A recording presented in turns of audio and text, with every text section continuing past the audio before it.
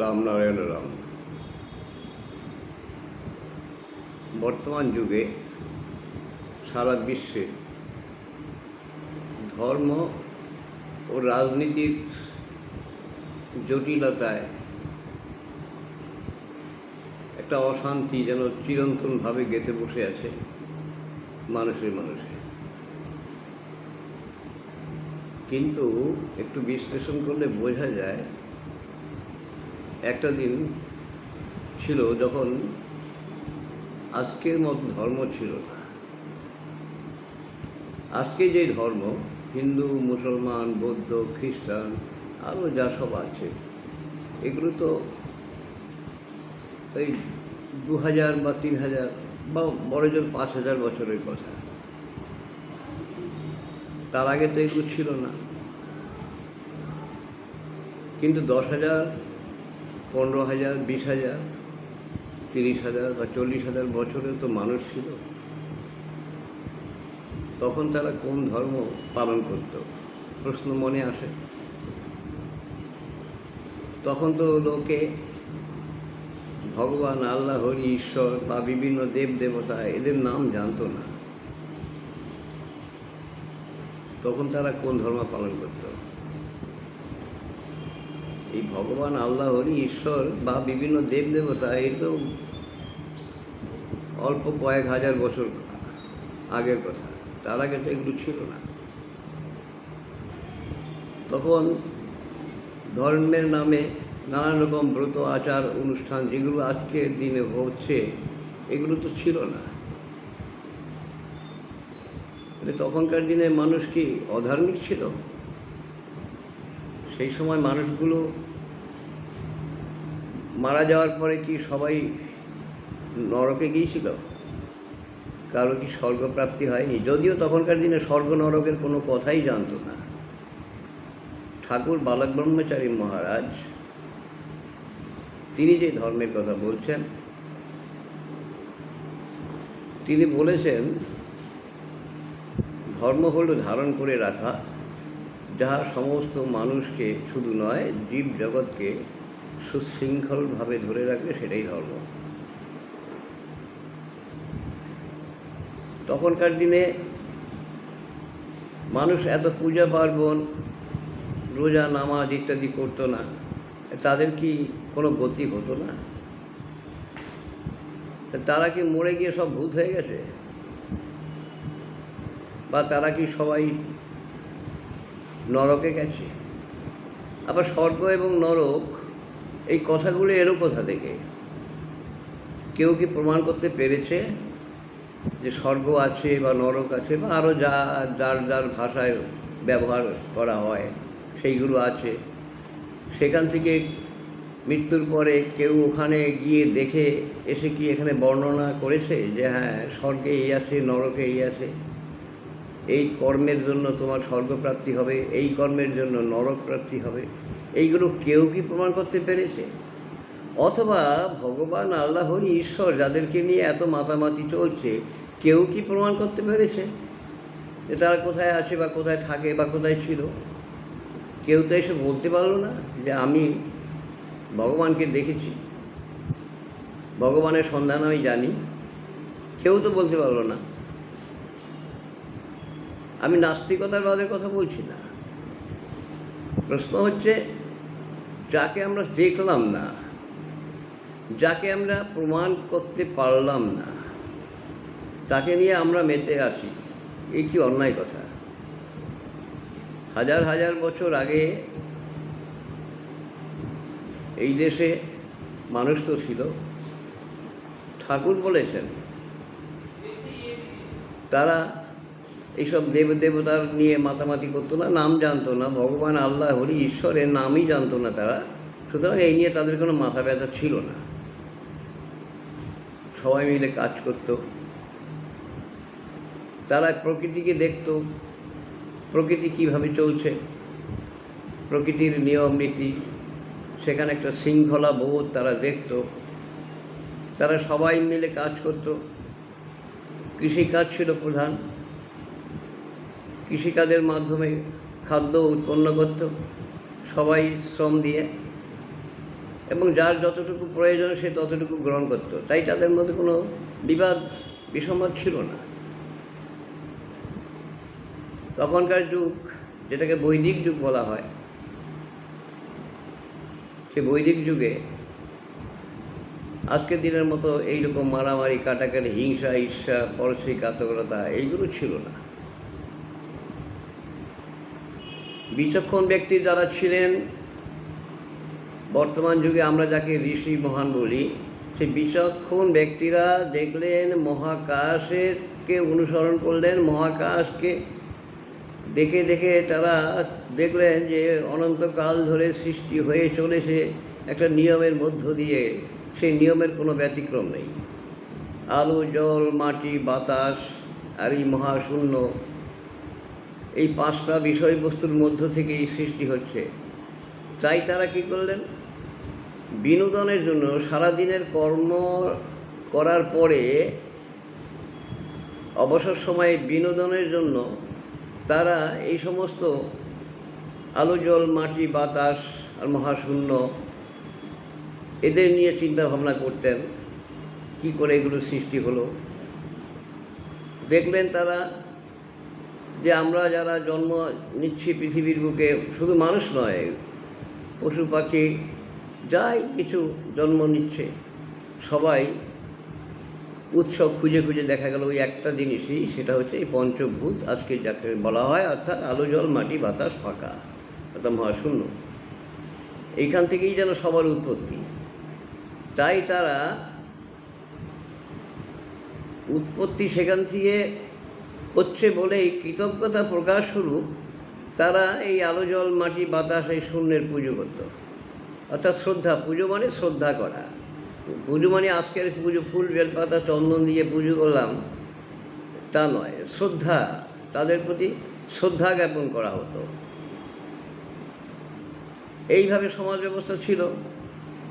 তখনকার দিনে চোর ডাকাতের ভয় ছিল না, মারামারি কাটাকাটি ছিল না, কারণ এই প্রকৃতির মধ্যে মানুষ বা জীবজন্তু, গাছপালা যা কিছু আছে বেঁচে থাকার জন্য প্রচুর তাদের রসদ রয়েছে। সেই রসদ তারা প্রয়োজন অনুযায়ী গ্রহণ করত। সঞ্চয় করার মনোবৃত্তি ছিল না। কেন সঞ্চয় বৃত্তি থাকবে? কারণ সবাই তো প্রয়োজন অনুযায়ী সব কিছু পেয়ে যাচ্ছে, আজও তাই আছে। কিন্তু এক শ্রেণীর দুষ্টমনা মানুষ, তারাই আজকে বিভেদ সৃষ্টি করেছে। তাই তারা এই পাঁচটি বিষয়বস্তুর পুজো করত, পাঁচটি বিষয়বস্তু নিয়েই তারা চিন্তা ভাবনা করত। একটা সুন্দর সমাজ ব্যবস্থা তখন তাদের মধ্যে ছিল। কিন্তু পরবর্তীকালে কিছু সংখ্যক মানুষের মনের মধ্যে একটা দুষ্ট বুদ্ধি সঞ্চয় হইল। তারা দেখলো যে সবাই তো কাজ করছে, আমি কাজ না করে কি করে ফাঁকি দিয়ে এদের শ্রমের ধন আমি নিজের করায়ত্ত করবো। এইরকম কিছু কিছু মানুষ তখন সৃষ্টি হলো। এই সমস্ত মানুষেরা বিভিন্ন কল্পনার কথা দিয়ে, ভগবান অবতার, স্বর্গ নরকের কথা দিয়ে রূপক গল্প বানিয়ে মানুষের মধ্যে বিভেদ সৃষ্টি করা শুরু করলো। সেই থেকেই সৃষ্টি হলো বিভেদ। তখনকার দিনের ঋষিরা বুঝেছিলেন যে এরকম একটা অবস্থা তৈরি হতে পারে। তাই তারা শিল্পকলা হিসেবে বিভিন্ন মূর্তি তৈরি করে। তখনকার দিনে তো বই পুস্তক ছিল না। আজকে যেমন লিখিত সংবিধান আছে, সেরকম তো ছিল না। তাই তারা শিল্পকলার মধ্য দিয়ে তারা বিভিন্ন দেবদেবতার মূর্তি বানিয়েছিল, যে সমাজে যদি বিশৃঙ্খলার সৃষ্টি হয়, অশান্তির সৃষ্টি হয়, তাহলে কি করে তা দমন করা যাবে, তারই দিক নির্দেশ দিয়েছিল এই মূর্তির মাধ্যমে। ঘরে ঘরে সেই মূর্তি প্রতিষ্ঠা হতো। মূর্তির যে আদেশ নির্দেশ তারা রচনা করেছিলেন, সেই সমস্ত পালন করতেন, অর্থাৎ দুষ্টের দমন, শিষ্টের পালন। মূর্তির আসল উদ্দেশ্যই ছিল এটা। যেমন একটা উপমা দেওয়া যায়, আমরা বিশ্বকর্মা পুজো করি, এখানে বিশ্বকর্মা পুজো হয়। বিশ্বকর্মার মূর্তির দিকে তাকিয়ে দেখুন মূর্তি কী বলছে। আর বিশ্বকর্মা তো এসে নড়াচড়া করে আমাদের সামনে দেখা দেয়নি কোনো দিন। মূর্তির মাধ্যমে বিশ্বকর্মা পুজো হচ্ছে। অর্থাৎ কী বোঝাতে চাইলেন সেই বেদজ্ঞ ঋষিরা, যে মূর্তি কল্পনার মাধ্যমে তৈরি করলেন, সেই মূর্তি কী বোঝাতে চাইলেন? বিশ্বকর্মা অর্থাৎ সবাই কর্মী তোমরা। সেই বিশ্বকর্মা বসে আছেন কোথায়? তা হাতির পিঠে। হাতি কিসের প্রতীক? শক্তির প্রতীক। তারা যেন বোঝাতে চাইলেন তোমরা সবাই কর্মী বিশ্বে, তোমরা সবাই কর্ম করো, ফাঁকি দিও না। শক্তি হিসাবে হাতিকে দেখানো হলো যে হাতির শক্তি দিয়ে, অর্থাৎ শরীরের সমস্ত শক্তি দিয়ে তোমরা কর্ম করো, কেউ ফাঁকি দিও না।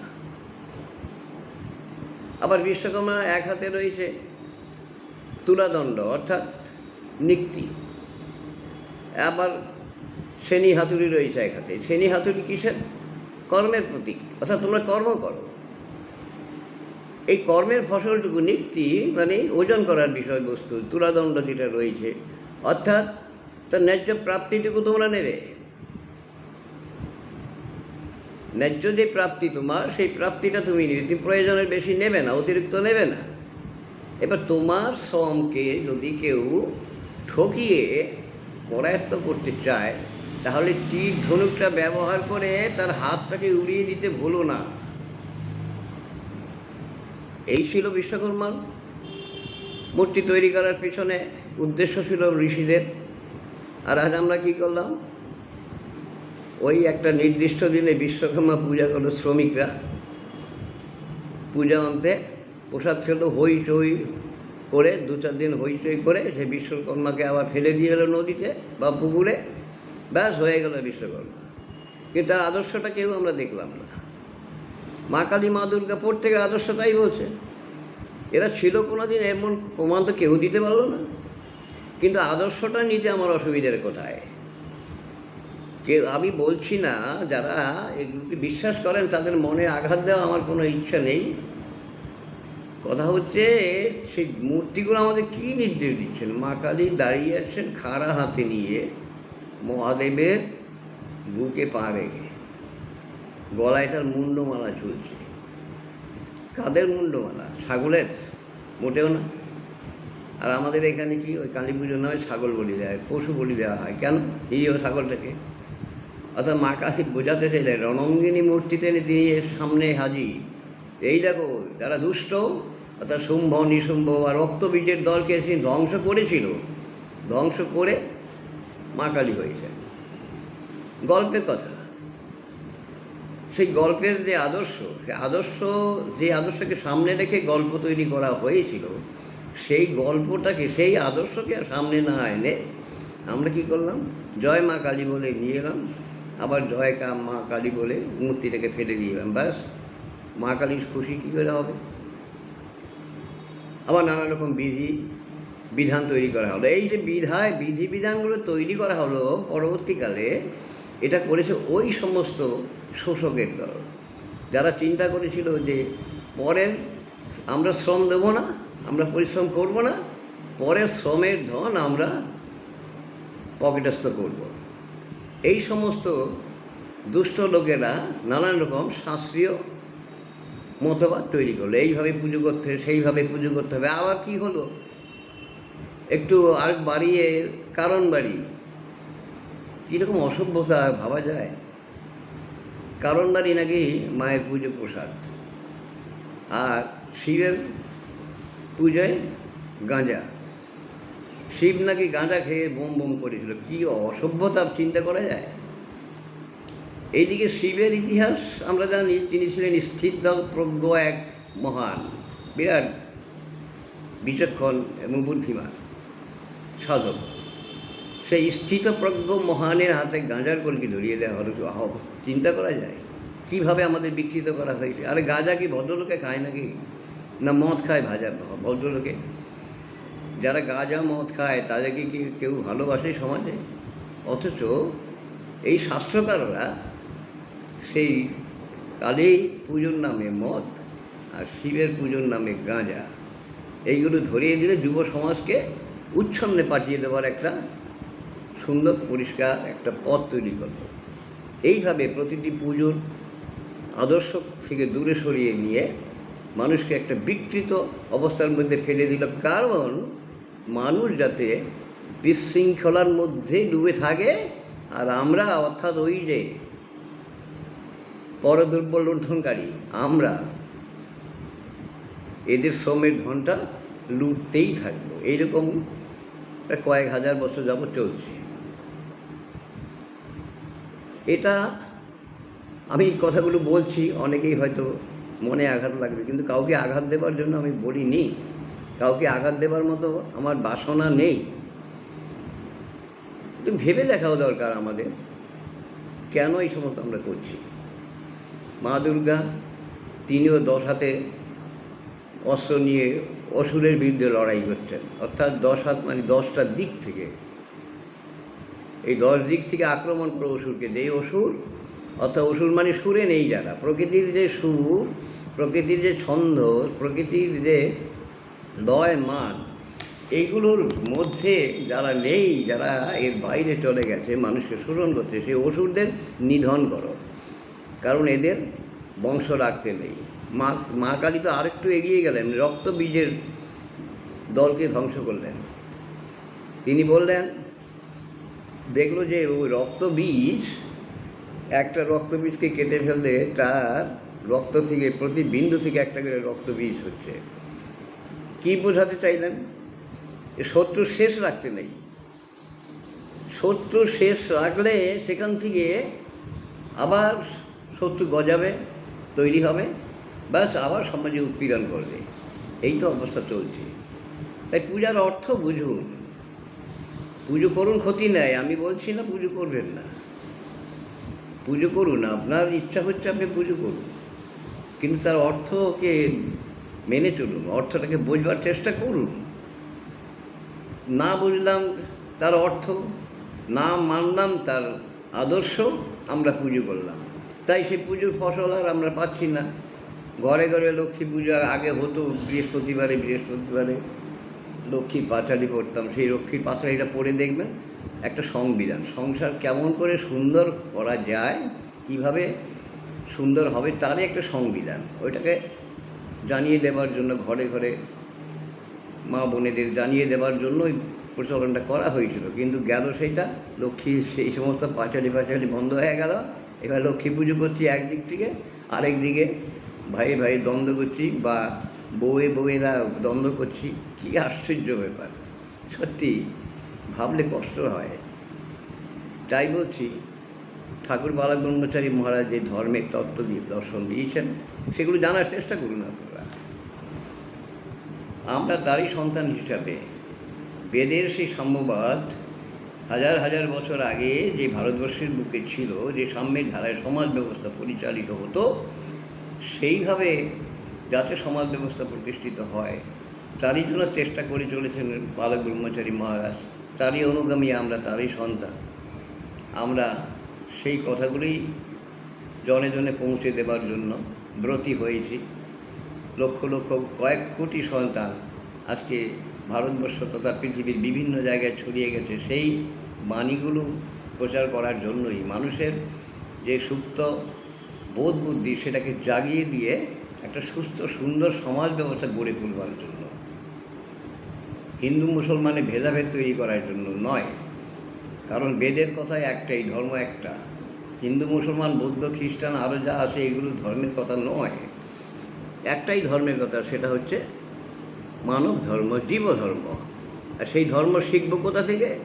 মানুষের মন গড়ার তত্ত্ব যেটা লিখিত হয়েছে গ্রন্থরূপে, সেইগুলো থেকে নয়। ঠাকুর বালক ব্রহ্মচারী বলছেন, তোমরা চোখ কান খুলে রেখে দেখো, প্রকৃতির দিকে তাকিয়ে দেখো, প্রকৃতি কি সমতার সুরে চলছে। সেই সমতার যে সুর, সমতার যে তাল, মান, লয়, ছন্দ, সেইভাবে তোমরা চলো, সমাজকে সেইভাবে পরিচালিত করো, তাহলে কোনো দ্বন্দ্ব থাকবে না, কোনো মারামারি কাটাকাটি থাকবে না। দেশ তথা সারা পৃথিবী এক শান্তি সাম্যের দেশ বা পৃথিবী রূপে গড়ে উঠবে। তারই জন্য সন্তান দল, সন্তান বাহিনী। রাম নারায়ণ রাম।